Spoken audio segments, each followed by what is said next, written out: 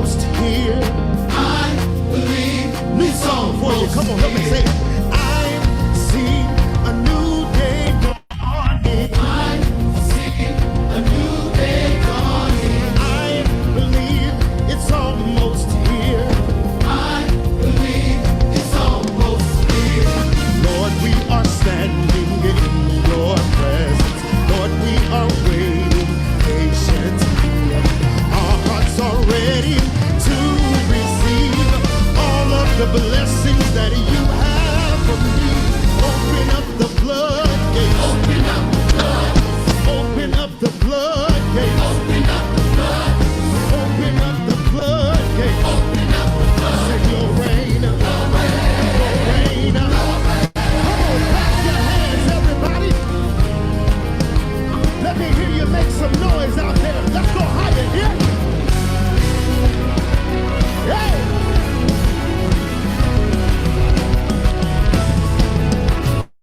I feel my breakthrough coming. I feel my breakthrough coming. I believe it's almost here. I believe it's almost here. I feel my increase coming. I feel my increase coming. I believe it's almost here. I believe it's almost here. Lord, we are standing in your presence. Lord, we are waiting patiently.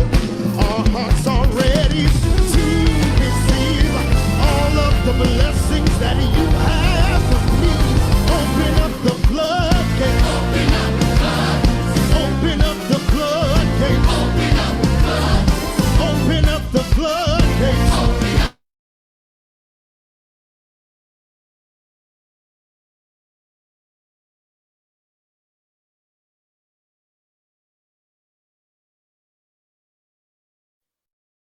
All right, Jovan, you're go.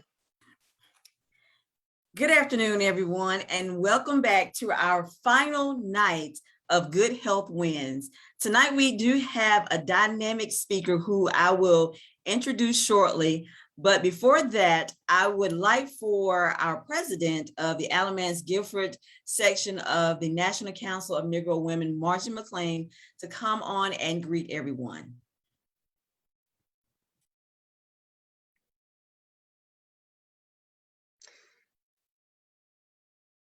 All right. Good afternoon, everyone. Wow, this has been a really great week.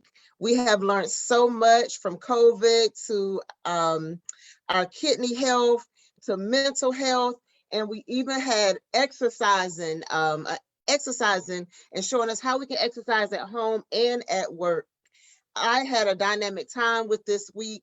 I've learned so much, and I'm looking forward to taking some of the things that I've learned this week and applying it to my life. Thank you, everyone who have joined.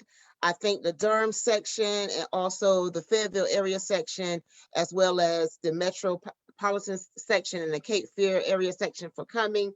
And I am looking forward to this dynamic speaker and what he has for us. So thank you for coming, and I'll see you in a few.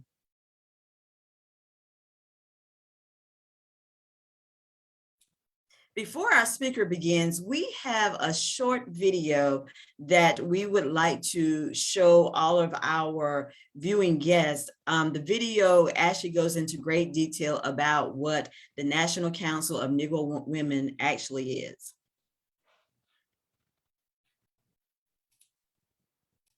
In these times, we feel that in order to achieve the goal of civil and human rights for all, it is necessary for women of all races and creeds to know and understand each other. The National Council of Negro Women Incorporated was created and led by a woman of immense vision, far beyond the understanding of the times. Dr. Mary McLeod Bethune knew what a powerful force women of color could be if we were organized and focused. Having been involved with many established organizations, such as the National Association for the Advancement of Colored People, the United Negro College Fund, Jack and Jill of America, and the Association for the Study of African American Life and History. She knew it could be done. Not to mention creating a school from a one-room building outside of Daytona, which was called Bethune-Cookman College and is now a university.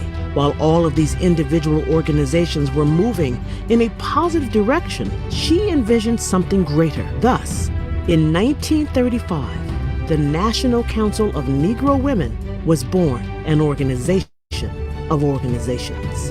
By 1938, NCNW coordinated regular visits to the White House to bring attention to the need for more black female administrators in the U.S. government, and the organization was involved in the formation of the Women's Army Corps that led to the desegregation of the military.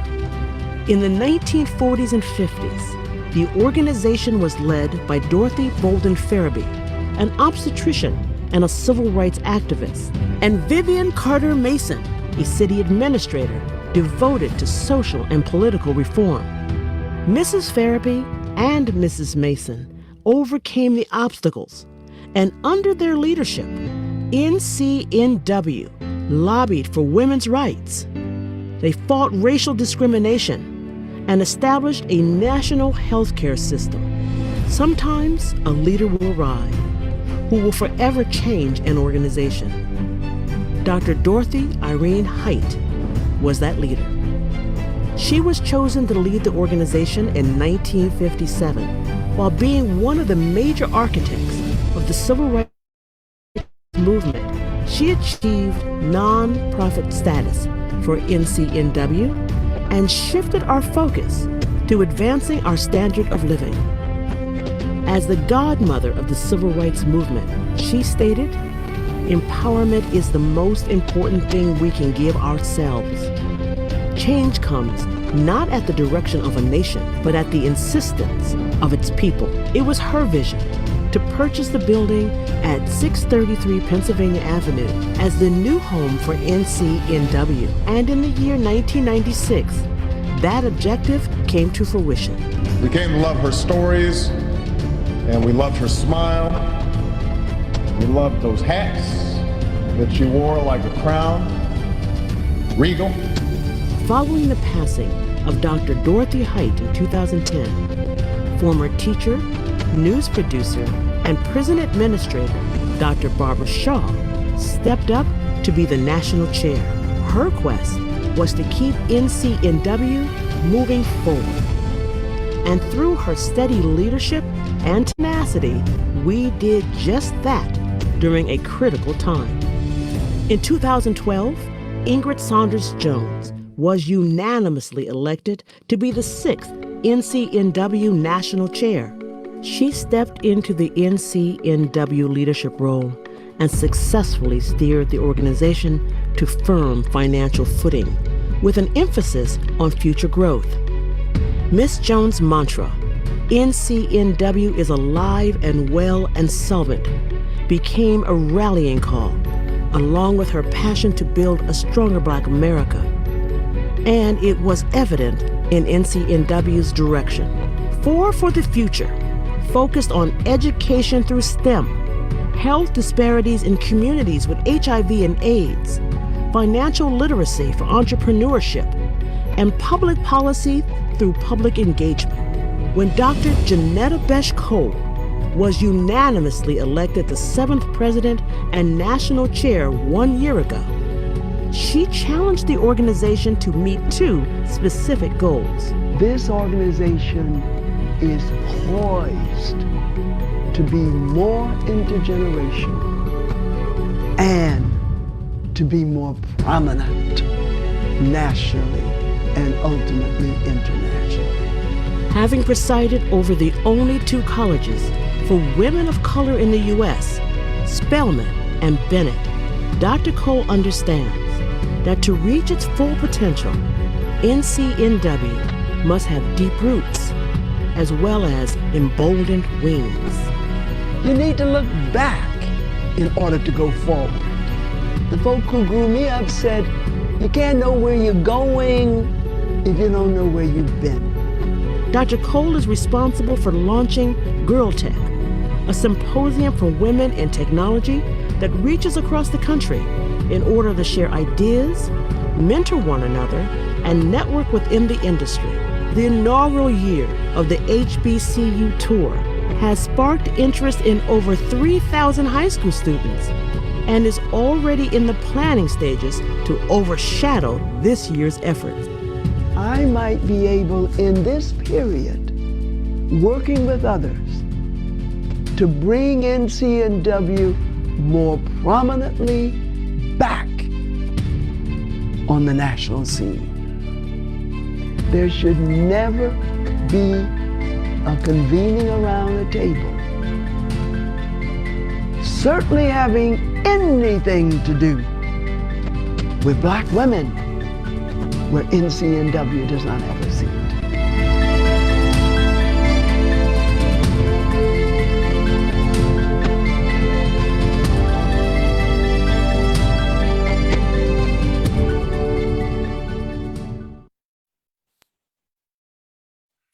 I hope everyone enjoyed the mini video about NCNW and have gained a better understanding of what the organization is about and the mission of the organization. I'm not going to prolong the time any longer because we have a dynamic speaker who is going to not only motivate, but he's going to give words of encouragement in this time that we're currently living in. Dr. Harvey Chip Rice is a native of East Orange, New Jersey, and grew up in Salisbury, North Carolina. He's the son of Bishop Harvey and Mrs. Sadie Victoria Rice. As senior pastor of Maranatha Fellowship in High Point, North Carolina, Pastor Rice relies on the Spirit of God and the Word of God to bring us all into the knowledge of the truth and to live as credible examples of Jesus Christ. Pastor Chip moved to Greensboro, North Carolina during his collegiate years and became a party DJ in the Triad before giving his life to Jesus Christ. Recognizing his gifting, Chip, AKA Chip, the minister of music, stayed in the music field and started hosting the First Light on North Carolina A&T's radio station, WNAA 90.1. Pastor Chip's award-winning show is both celebrated and riveting as he seeks to reach all types of audiences, young, old, all ethnicities. His goal is to reach everyone. Pastor Rice is a graduate of North Carolina Agriculture and Technical State University with a degree in communications and business administration and has completed a doctorate of divinity from Masters International School of Divinity. Currently, he is working on a master's degree in clinical mental health counseling from Southern New Hampshire University. In addition to all of his roles and accolades, Pastor Wright is also a superintendent within the North Carolina Second Ecclesiastical Jurisdiction of the Church of God in Christ under the leadership of Bishop Stenneth Powell. Pastor Rice is the proud husband of Thursday Rice and father of two beautiful children, Jasmine and Ethan. So I challenge everyone to listen attentively, relax, and just bask in the words of encouragement and motivation that Pastor Chip Rice, Dr. Chip Rice, AKA Chip, the minister of music, will bestow upon all of us. Thank you for that incredible introduction. That was kind of cool. You kind of left out all of the other bad parts of my life leading up to this moment, but I appreciate it. I certainly want to thank the National Council of Negro Women for considering me to have just a few moments to talk to you on this evening. So thank you, Margie McLean, and thank you, Joe Van Turner, for this opportunity. And so, ladies, let's talk a little bit this evening. One of the things that I think that I'm called to do in this particular time is to help people with relationships and marriage, and to help people navigate through a lot of different life controlling issues. And I always find it really cool when people ask me to come and speak to their women's groups, because it gives me an opportunity to do something that I think is unique, but I think it should be done more by men all over this world. And that is to apologize to women for the way that we as men have failed you in a lot of different areas, for a missing father, a missing brother, maybe a husband or a boyfriend or somebody who did not treat you the way that they should. And so I want to just kind of start by letting all the women know that, you know, we as men, I apologize on behalf of men everywhere who have ever done anything to harm you in any way, because you are special, you are diamonds, you are incredible, and we should treat our women as such. And so I want to let you know that we appreciate you, and that if we've harmed you in any way, forgive us, because we want to go on and have the best life that we possibly can. So I was kind of thinking about the ladies, and I said, okay, what are we going to talk about this evening? And so I want to use the subject, what kind of a life is this? What kind of life is this? I'm assuming that can everybody see my screen? Can they see the PowerPoint information? I hope that you can. No, sir, not yet. Have you started sharing? Yes, now. Okay. Or at least, no, let me go back and see if I'm sharing. I may not be. Let me go back. Technology, I love it. I guess the only way you can share is if you hit share screen. All right, I'm gonna share my screen.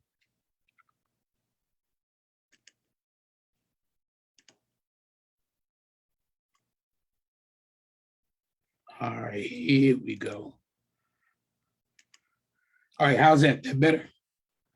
Yes, sir.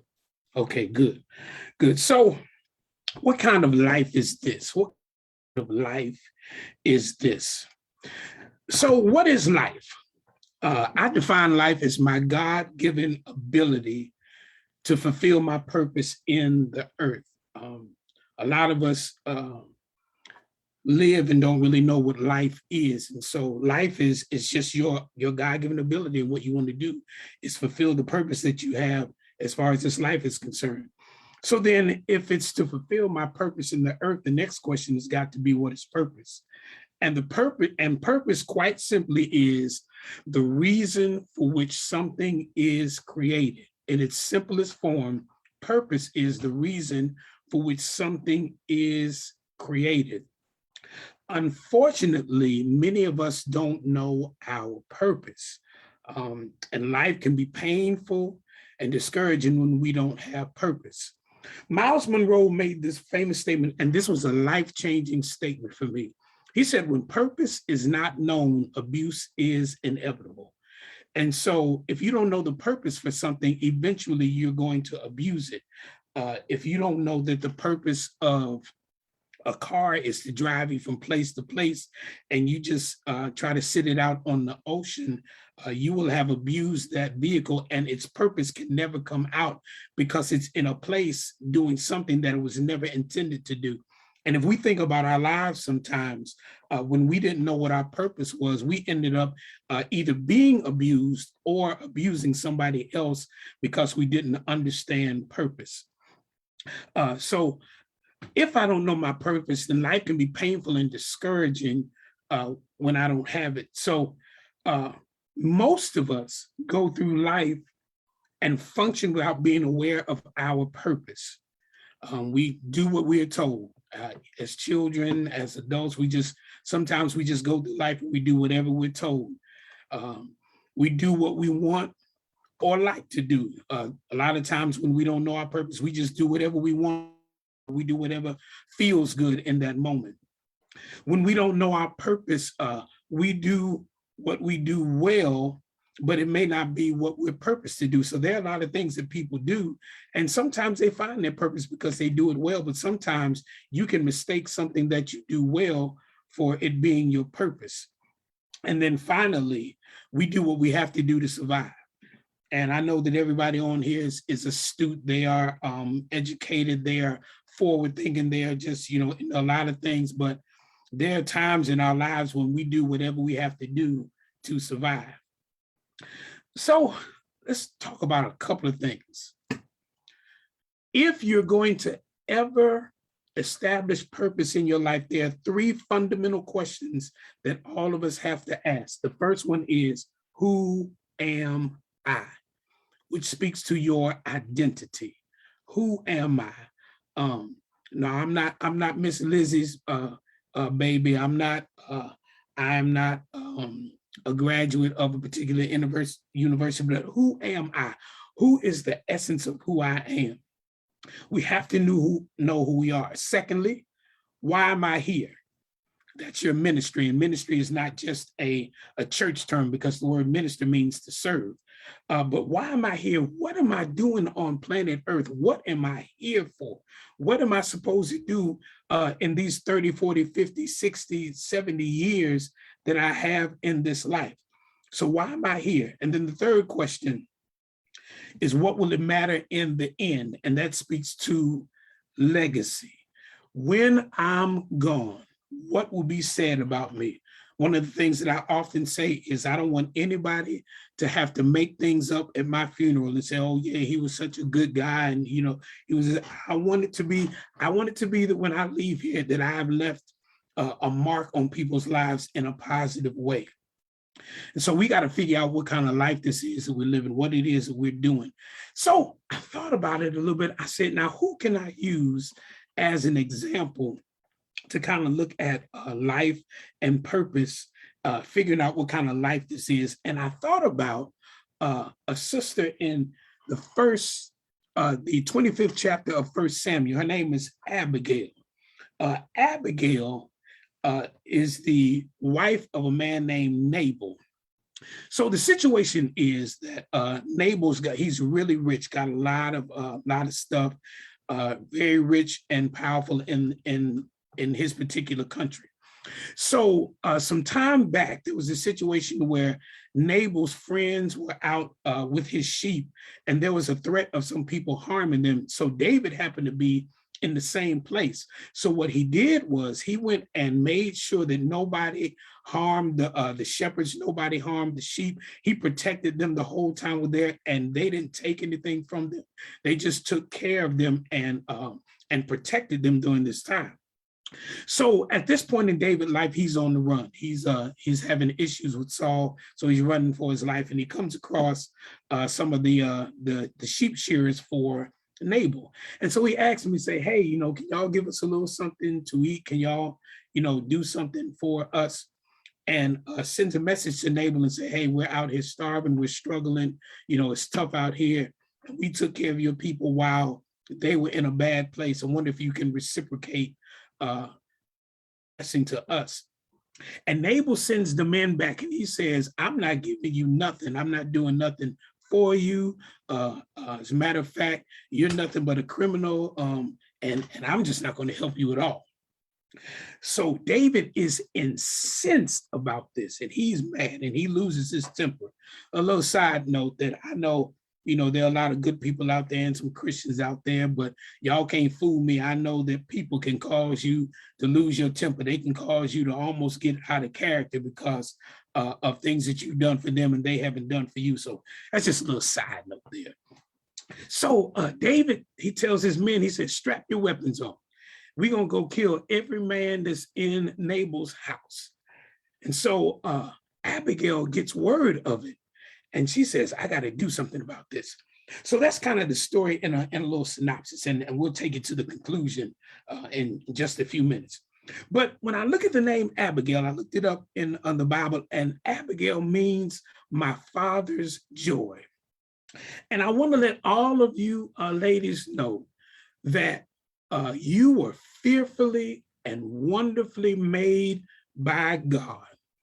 And even if you didn't have parents who were in place, or you had a father that neglected you, it still does not discount what God has said about you. You are precious. You are amazing. You were so unique. There's nobody else like you in the world, nor will there ever be anybody like you.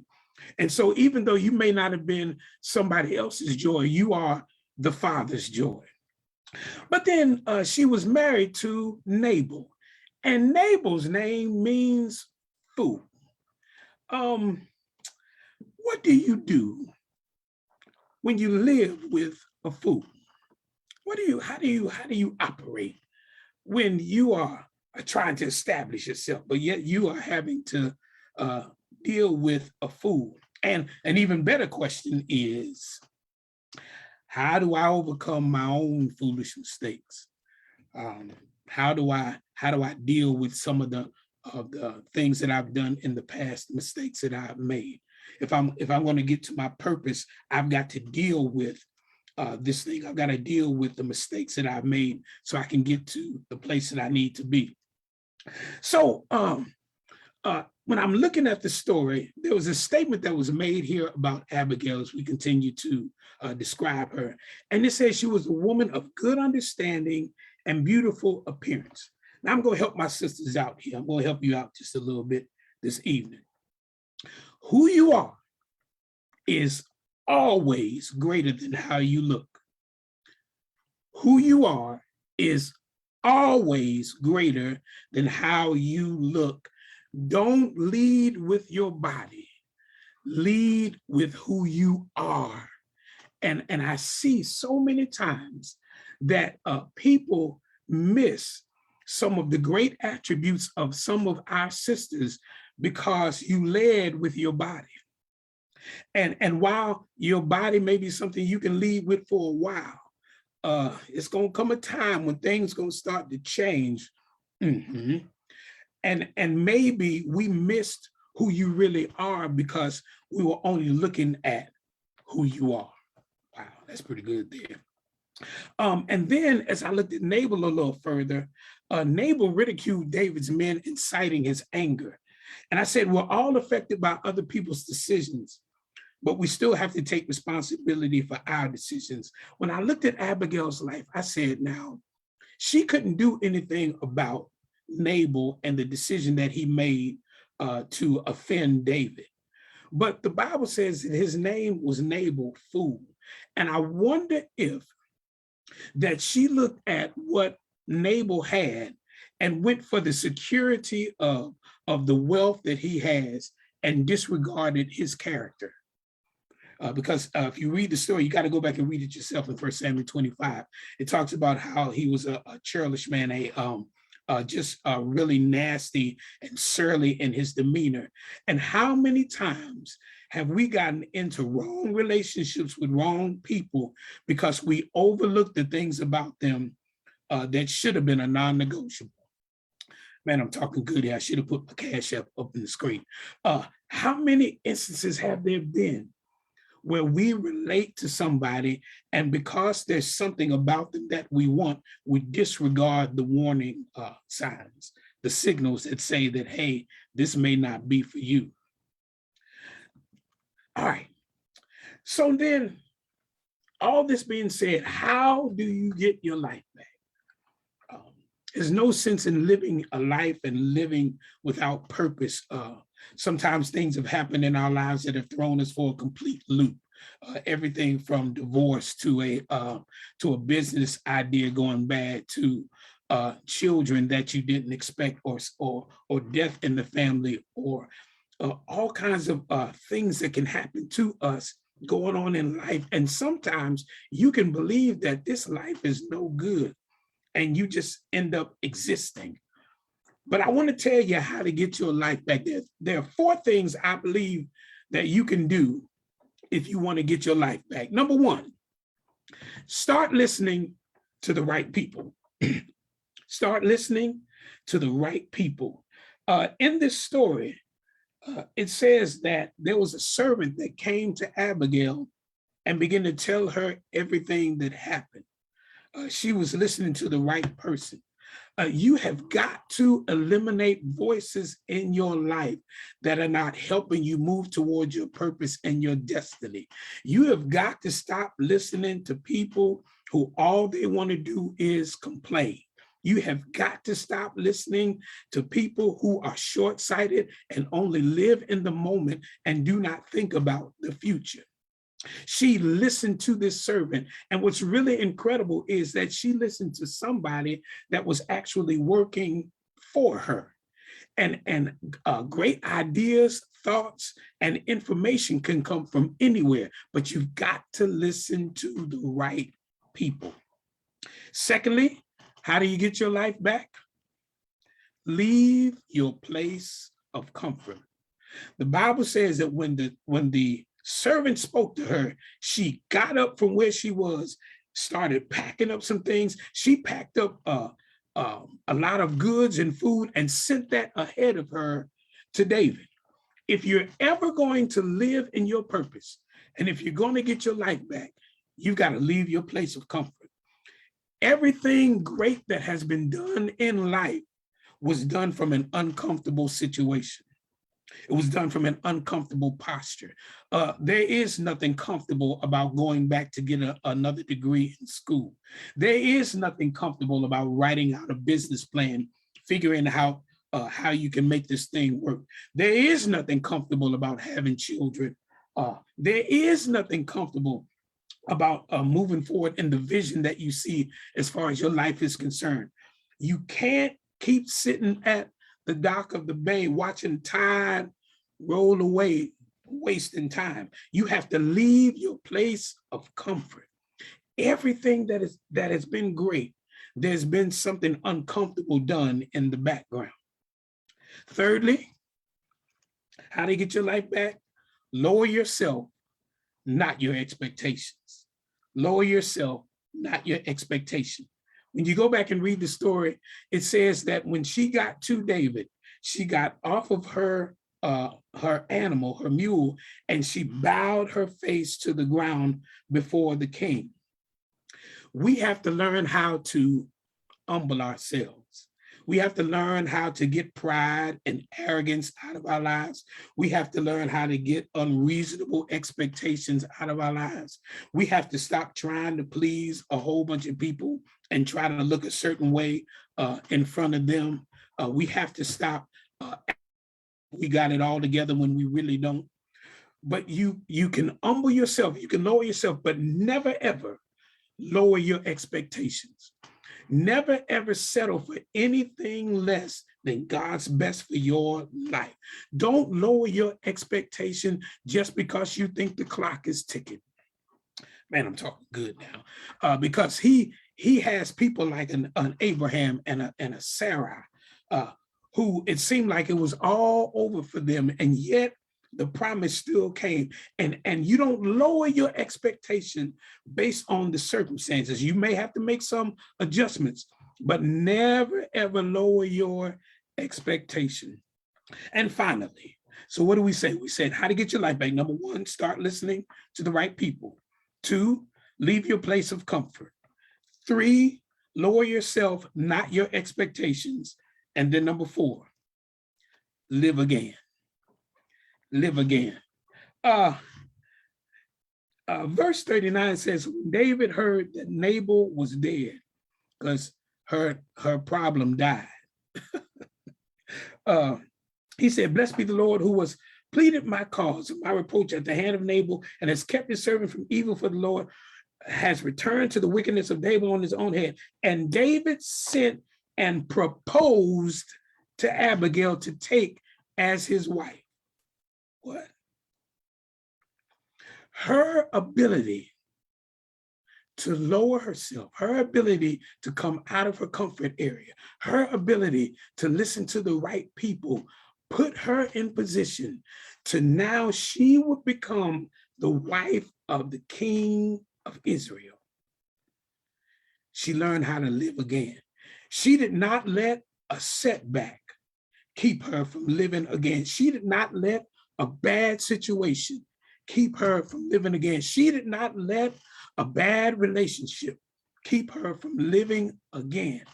And when you want to get your life back, when you listen to the right people, when you leave your place of comfort, when you lower yourself but not your expectations, it's time for you to live again.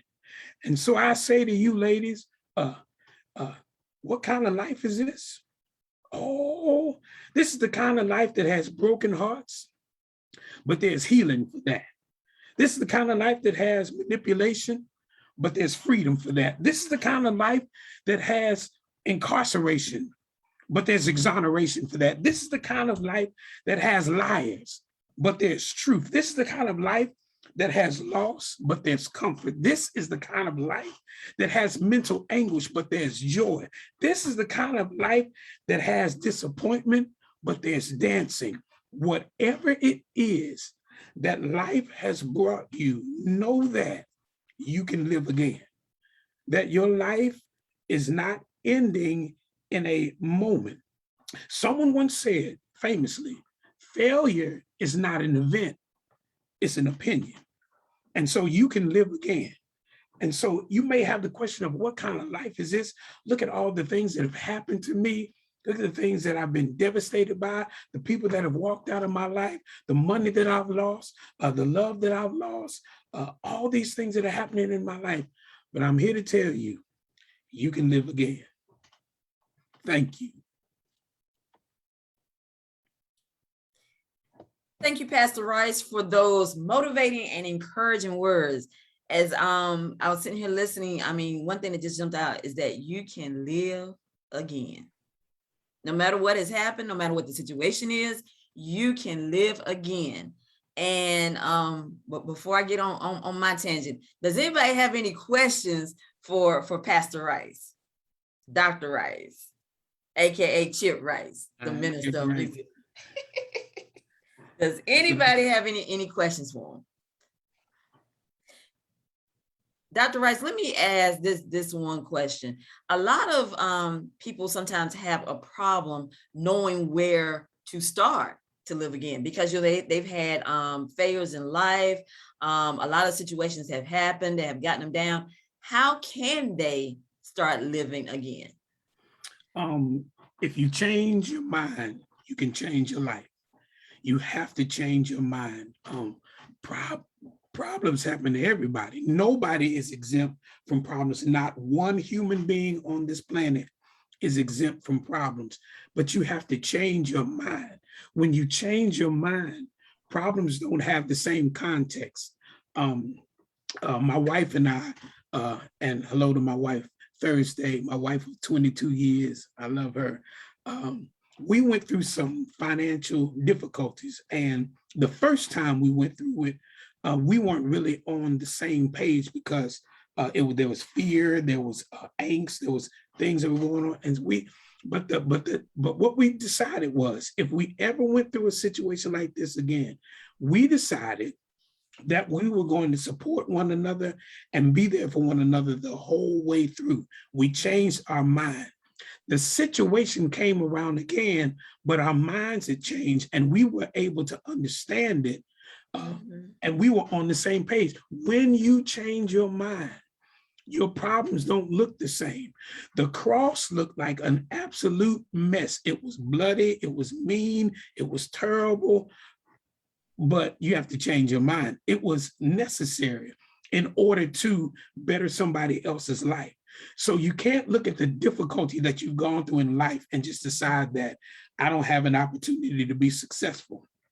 Got to change your mind. And if you change your mind, you can change your life. Okay.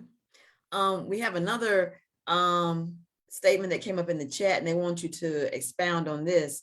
Please discuss having the wrong attachment when attempting to move to the next level. Wow. What's difficult about this question is most people who are attached to the wrong people won't admit it. Because you're finding a reason for you being attached to that person. They're kind to me. Well, maybe in public, they pay all the bills. How can you live in a house with somebody you don't like? And there are other people around you that you won't admit that they're literally sucking the life out of you. And so you have to make a determination sometime and say that, wait a minute now, this person might be right for somebody, they're just not right for me for where it is that I want to go in life. And if you can make that kind of decision, then you can be more objective about who it is that's in your life. You're not called to serve everybody. You're just called to serve somebody. You're not called to everybody. And you have to know who your audience is, who's going to help you get there. Bishop Jakes famously said that you have to be careful about people that are foundational in your life and people that are scaffolds in your life. Scaffolds are temporary. They come to help you build up something, but you never leave a scaffold up on a completed building. You take the scaffold down. And so make sure that you've not allowed somebody to stay in your life who was only supposed to be there to help you build to a certain place. And then you're trying to hold on to them when they need to go on and move to the next thing. Okay. Very, very profound. Very profound. Are there any other questions for Dr. Rice? Any other questions? Are there any questions in the chat or on our Facebook chat? Are there any questions? There's no questions on the Facebook chat. Okay, thank you. Are there any, does anyone have any questions in our Zoom chat? Or any comments?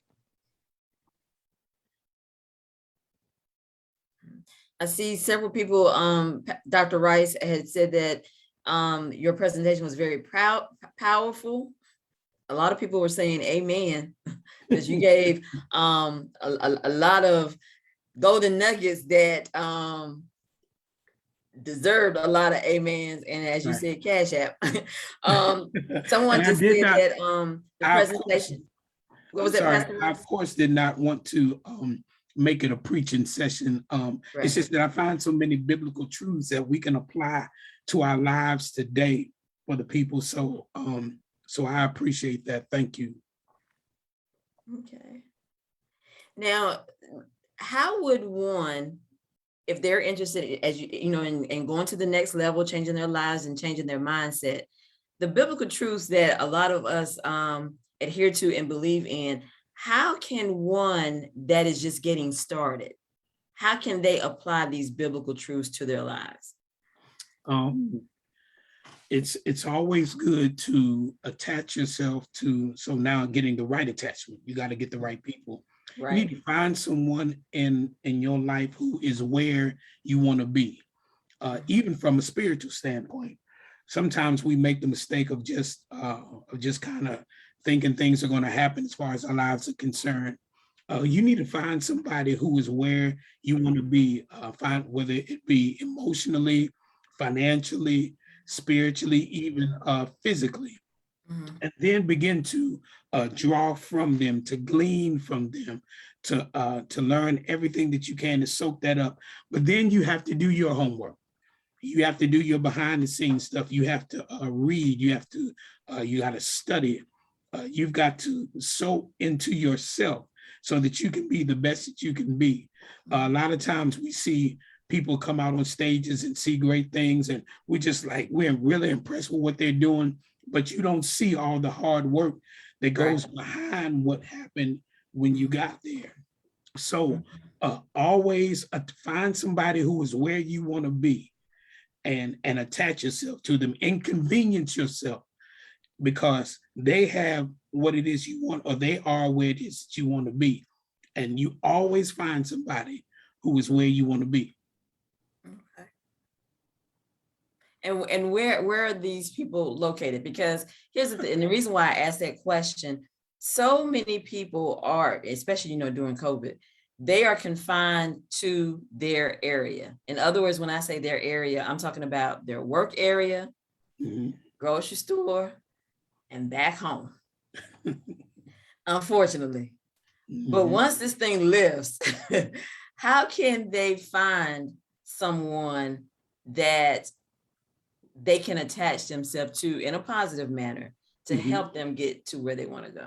In other words, you know, sometimes people will come into your life and they give you a good word or a motivating word for that moment, and you may mistakenly think that that's the one when they're actually not. So how can a person find the right one to help? Okay, so from a spiritual perspective, you have to pray. You have to pray, and it does not have to be. Sometimes people, when they say prayer, they think it's this real elegant, long, tedious process. But it can be as simple as, God, I'm wanting to get to know my purpose, and I need you to connect me with somebody to help me get there. Mm-hmm. And you got to make it simple. And so from a spiritual perspective, you got to ask.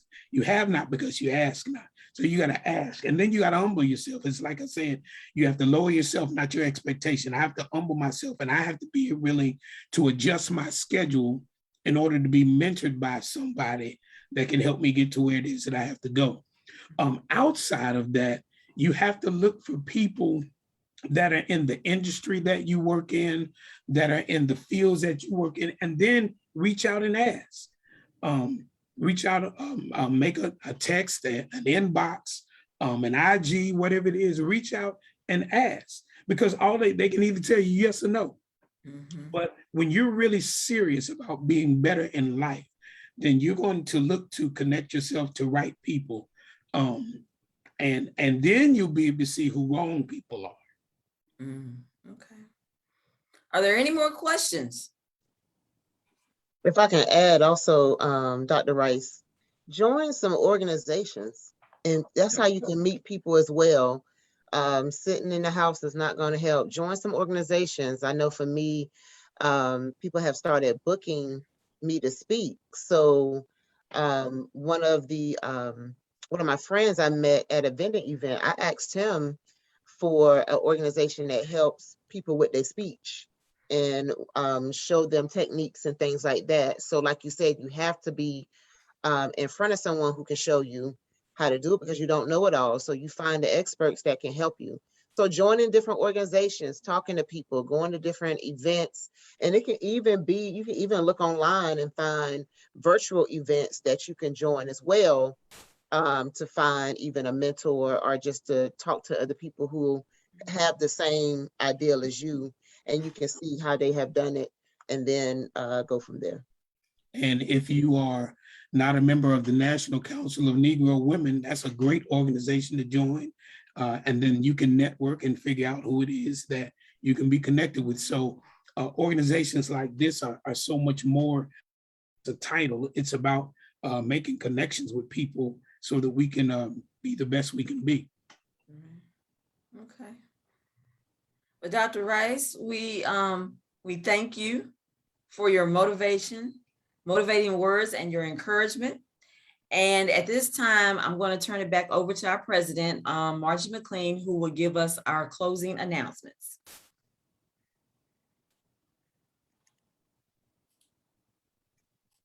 Wow. Thank you, Dr. Rice, for coming and speaking to us. That was very powerful. Actually, you have spoke pretty much the same topic that I spoke this week, and also I think it was last week at my church as well. We talked about finding your niche, which is your passion, and what to do with it. And then I took that further and talked about how to find your niche, and once you found your passion, how you turn that into a paycheck for the Black Business Expo. And so pretty much it just wrapped up everything in a nice gift to give to someone else. So I thank you. Your words was very powerful and very helpful to us. And we would love to have you to come back and speak to us again if you will have us. I would like to thank all of the members of the Alamance-Guilford section who have joined and those who have helped plan. A special thanks to Christina Austin and I'm going to say Sora, but Miss Jovan Turner, Sister Jovan Turner, for planning this awesome week. I've been full all week from the information that I've learned, and I hope that someone learned something and can take it and apply it to your life. I would also like to thank, we have the president of the Durham section. I would want to see if she will have anything to say. Thank you very much. You know, just so you know, I'm recently retired, 70 years old, but it's never too old to learn. I have learned so much, especially how to apply the spiritual part to finding my purpose even further down the road. So I'm so glad, Dr. Rice, for your coming in and sharing all this information with us. Thank you so much. Thank you. And we also have some other members. Do we have any guests who are not members of Alamance-Guilford section or NCNW? Any guests that would like to have anything to say? I feel like I'm in church. We ask on any first-time visitors. Well, anyways, thank you so much. This was a part of our Good Health Win Weeks. National Council of Negro Women have a national initiative called Good Health Win. And the focus is to develop and implement vaccination education campaigns targeting adults in racial and ethnic groups and experiencing disparities as part of the applicant and other community strategies. So our focus is to try to get information and the right information out about COVID-19 and our vaccine. With that being said, we had a really good talk last night called Baby Talk, and that was sponsored by the Northern California region. And I'm not for sure if they have that on, but hopefully they will have that online for you to watch. Here are just a little bit of things about protecting yourself and ways that you can protect yourself during this COVID season, say COVID season. And this is some stats about our childhood vaccinations. We are currently able to give children vaccines, but those under 12, we have not started that as of yet. Please make sure that you wash your hands and your children wash their hands as well. That's very important to us to stop the spread of COVID. Right now, NCNW has partnered with Uber, and we have it where you can get 4 free rides up to $25 to and from a vaccine appointment. So if you know anyone in these particular states who is having transportation troubles, this is a way that they can go and get their vaccination. Also, this ends September 30th. So please share this in your churches, share this at your events, share this in your organization events as well. On October 24th, I am hosting a domestic violence panel discussion called When Love Hits Home, Part 2 of Chronicles of Domestic Abuse. Every woman here that you see has been a victim of domestic violence. We also have one male who said he needed to be on there for the male perspective. So we have Reverend George Coates who would be there. Our keynote speaker would be Maxine Lewis, who actually was a guest for the first seminar. And so we just asked her to come back and share her story. This will be October 24th, which is a Sunday, 4 p.m. And if you need any information, you can contact me. Also, we would love to have you to join Alamance-Guilford section. This is a wonderful organization. The section is a wonderful organization. We have 10 sections across the state of North Carolina. We also have collegiate sections at various colleges, and we have youth sections. I am proud to say that we have this summer, we have chartered our youth section. So if you are in the ages of 12 and above, 12 and older, male or female, we are looking for you to join. Also, we are looking for males to join our organization as well, because without you, we couldn't do as well. So please join our organization. If you are interested in joining, please contact us at Alamance-Guilford, ncnw@gmail.com.